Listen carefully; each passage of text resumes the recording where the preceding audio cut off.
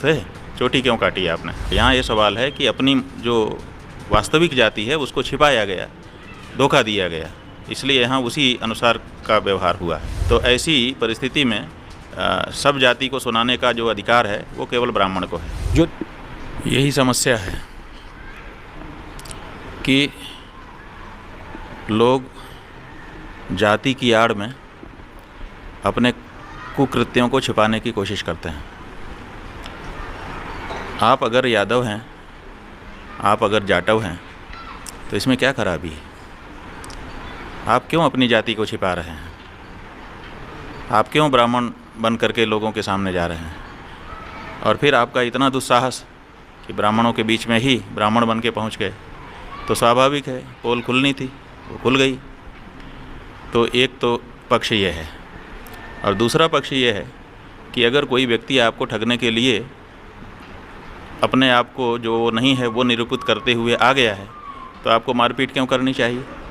क्या कानून नहीं है? आप उसके विरुद्ध 419, 420 का धारा लगा करके मुकदमा करवा देते, अपने आप उसको सज़ा समय पर हो जाती। तो इसमें दोनों पक्षों की हम समझते हैं कि गलती है। पहले तो अपनी जाति छुपा करके उस कार्य को करने के लिए उनके बीच में जाना ही नहीं चाहिए जहाँ पर वो गए। और दूसरे, अगर उनकी जाति दूसरी थी और वो बता दूसरी रहे थे, तो उसके लिए मारने पीटने और चोटी काटने की क्या ज़रूरत थी? जाटव भी थे, यादव भी थे, तो हिंदू ही थे, चोटी क्यों काटी आपने?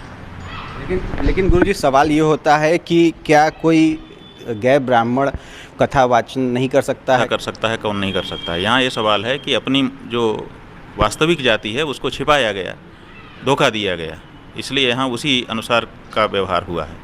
आपके अनुसार क्या है? कथा कोई भी कर सकता है? उसके लिए क्या पैरामीटर, क्या मानक होने चाहिए? किस जाति के लोग कथा कर सकते हैं या उनके साथ इस तरह का व्यवहार नहीं होना चाहिए? देखिए, हमारा ये कहना है कि अगर हम अपने बच्चों को सुना रहे हैं, तो जो बच्चे हैं सुनने वाले, उनके पिता तो उन्हीं की जाति के होंगे ना, तो वहाँ तो दूसरी जाति नहीं आएगी।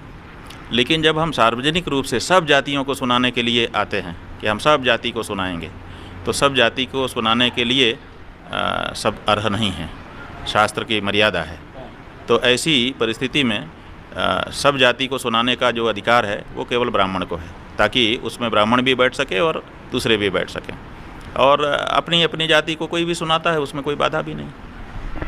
यहाँ सवाल जाति का है ही नहीं। देखिए, हम यही शुरू से कह रहे हैं कि जाति की आड़ में आप अपने अपराध को, दोष को नहीं छिपा सकते, चाहे ब्राह्मण हो और चाहे यादव और जाटव हो।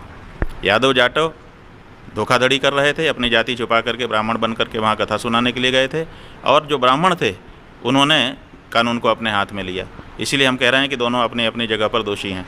लेकिन उनको आप सम्मानित कर रहे हैं तो किस बात के लिए कर रहे हैं?